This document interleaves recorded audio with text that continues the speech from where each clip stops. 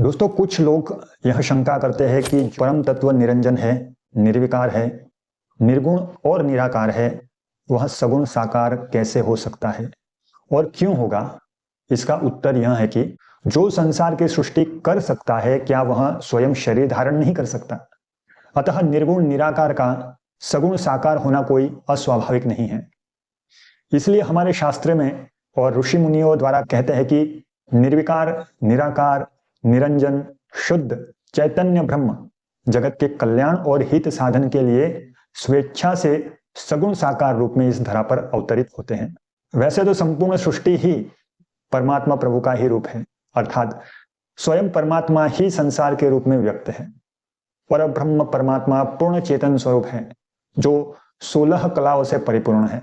संसार के प्राणियों में जो चेतना है वह भगवान की कलाओं से व्यक्त होती है। जैसे राम और कृष्ण पूर्ण कलाओं से युक्त होने के कारण प्रभु के पूर्ण अवतार है।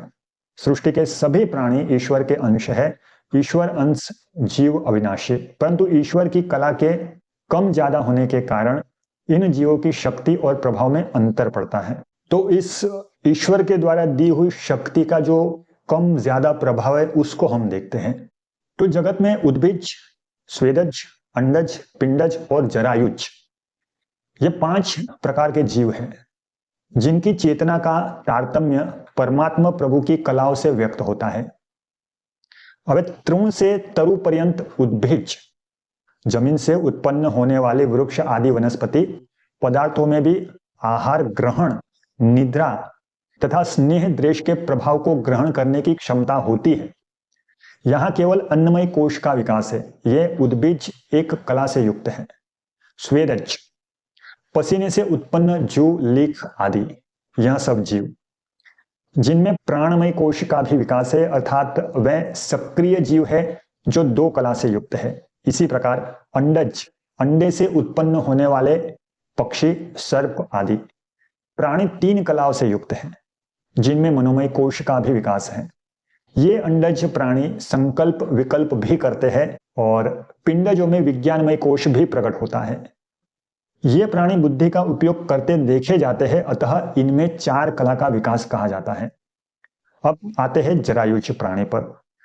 जरायुज प्राणी केवल मनुष्य है जिसमें आनंदमय कोश भी विकसित है। केवल मनुष्य ही अपना आनंद हास्य आदि के द्वारा व्यक्त कर सकता है और बिना दैहिक चेष्टा के आनंद का अनुभव कर सकता है। अन्य प्राणियों में यह क्षमता नहीं होती। वे या तो शांत रहेंगे या दैहिक चेष्टा से अपना आनंद व्यक्त करेंगे। मानव योनि कर्म योनि है। इसी योनि में जीव अपने शुभ अशुभ कर्मों के अनुसार पाप पुण्य का भागी बनता है। उसे अपने कर्तृत्व का अभिमान रहता है। अन्य जितनी भी योनियां हैं वह सब भोग योनियां हैं। इन योनियों में जीव केवल भोग भोगता है। बुद्धि, भावना और प्रतिभा की तारतम्यता मनुष्य में ही दिखाई पड़ती है। सामान्यतः सुसंस्कृत मानव समाज में चेतना 6 कलाओं से युक्त होती है। सर्वसामान्य की अपेक्षा समाज में जो विशिष्ट पुरुष है तथा विशेष प्रतिभा से संपन्न है, ऐसे मनुष्य प्रभु के 7 कलाओं से युक्त होते हैं। लोकोत्तर महापुरुष जो यदा कदा धरा पर दिखते हैं वह 8 कलाओं से युक्त होते हैं। पार्थिव देह 8 कलाओं से अधिक का प्रागट्य सह नहीं सकता। जैसे हमारा यह स्थूल शरीर है, इसे पार्थिव देह भी कहा जाता है। वह 8 कलाओं से ज्यादा का प्रागट्य सह नहीं सकता। वैसे 8 कला के प्रागट्य से ही पार्थिव देव में दिव्यता आ जाती है। कारक पुरुषों में 9 कला का विकास होता है। आकस्मिक अवसरों पर जो अवतार होते हैं वह 10 या 11 कलाओं से युक्त होते हैं। ऐसे अवतार सहसा प्रकट हो जाते हैं और जिस कार्य के लिए प्रकट हुए उसको संपन्न करके तिरोहित हो जाते हैं। मत्स्य, कूर्म, वराह, नृसिंह आदि तथा भक्तों को दर्शन देने के लिए जो अवतार होते हैं वे इसी प्रकार के अवतार होते हैं। 9 कला का विकास दिव्य देह में ही हो पाता है और 10 या 11 कला जहां प्रकट हो जाती है वहां तो पंचभूत का लेश भी नहीं रह पाता। वहां स्थूल सूक्ष्म देह का भेद नहीं होता। वह चिन्मय वपु होता है, अतः उसका आकार चाहे जब बदल सकता है। जैसे भगवान वामन विराट हो गए। इन दिव्य देही में वस्त्र, आभरण, आयुध आदि भी दिव्य होते हैं। 11 कलाओं से ऊपर होने पर प्रभु पूर्ण अवतार के रूप में प्रकट होते हैं। श्री राम और श्री कृष्ण पूर्ण अवतार, परिपूर्ण अवतार है। इन्होंने मानव स्वरूप में प्रकट होकर इस धरा को अपनी पूर्ण लीला से आप्लावित कर दिया। अवतारों की यदि हम बात करें तो अवतारों की कई कोटि है, जैसे अंश अवतार और अंशा अवतार, आवेश अवतार, कला अवतार, नित्य अवतार, युगा अवतार आदि आदि। मरीचि आदि ऋषि अंश अवतार है। ब्रह्मा नारद आदि अंशा अवतार है। परशुराम पृथु आदि आवेश अवतार है तथा कपिल वामन और वराह प्रभूति अवतार है। इनमें कुछ नित्य अवतार है, प्रत्येक युग में और कल्प में वे होते ही है।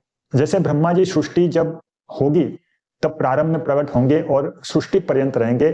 कुछ युग अवतार है जो निश्चित युगों में होते ही हैं। वास्तव में सृष्टि के संपूर्ण जीव परमात्मा के ही अंश रूप में अवतरित है। प्रभु की कला के आधार रूप इनकी शक्ति, प्रभाव और क्षमता में अंतर होता है। अल्प कला से युक्त जो जीव होते हैं वह जीव सामान्य होते हैं। स्वयं प्रभु का अवतरण विशेष कलाओं से युक्त होता है। अब एक प्रश्न उठता है कि भगवान के अवतार का प्रधान प्रयोजन क्या है। भगवान स्वयं कहते हैं कि परित्राणाय साधूनां विनाशाय च दुष्कृतां धर्म संस्थापनार्थाय संभवामि युगे युगे, अर्थात साधु पुरुषों का उद्धार करने के लिए, पाप कर्म करने वाले का विनाश करने के लिए और धर्म की अच्छी तरह से स्थापना करने के लिए मैं युग युग में प्रकट होता रहता हूं। परंतु यह बात ऐसी है जैसे मच्छर को मारने के लिए तोप चलाई जाए। भला जो भगवान सर्वज्ञ और सर्वशक्तिमान है, जिनके संकल्प मात्र से सारे सृष्टि सृजन हो जाती है, उन्हें क्या इस तुच्छ कार्य के लिए अवतार लेने की आवश्यकता है? अतः इसका कोई ऐसा कारण होना चाहिए जहां भगवान की सर्वज्ञता, सर्वशक्तिमत्ता कुंठित हो जाती हो और जिसके लिए उन्हें दिव्य मंगल विग्रह धारण करना अनिवार्य हो जाता हो। अब हमें इसका उत्तर महारानी कुंती के इन दिव्य शब्दों से मिलता है। तथा परम हंसानाम मुनीनाम अमलात्मनाम भक्ति योग विद्यानार्थम कथम पश्यम ही स्त्रियः, श्रीमद् भागवत में कहा गया है। कुंती माता कहती कि भगवान जो अमलात्मा परमहंस मुनि है, उनके हृदय में भक्ति योग का विधान करने के लिए आपका अवतार होता है। हम स्त्रियां इस रहस्य को कैसे समझ सकती हैं? तो श्रीमद् भगवद गीता में भगवान स्वयं कहते हैं कि जो जो ऐश्वर्य युक्त, शोभा युक्त और बल युक्त प्राणी तथा पदार्थ है, उस सब को तुम मेरे ही तेज योग अर्थात सामर्थ्य के अंश से उत्पन्न हुआ समझो। उपर्युक्त भगवत वचनों से यह सिद्ध है कि भगवान जब जैसी आवश्यकता होती है, कभी स्वयं पूर्ण रूप से, कभी अंश रूप से और कभी अपने तेज, शक्ति, बुद्धि, बल आदि को किसी विशेष पुरुष में प्रतिष्ठित कर उसे लोक कल्याण के लिए जगत में उपस्थित करा देते हैं। यह भी ठाकुर जी की लीला ही है। कब किसे कहाँ निमित्त बनाकर जगत का कार्य करवाना है, यह वह ही निश्चित करते हैं और जान सकते हैं। भगवत प्राप्ति का माध्यम होने से भगवत विभूति से प्रतिष्ठित संत महापुरुष भी लोक हित का कार्य करते हैं और भगवान के निर्दिष्ट मार्ग का अनुसरण करते हैं। ऐसा समझना चाहिए कि विभूति रूप से ये भी भगवत स्वरूप ही है।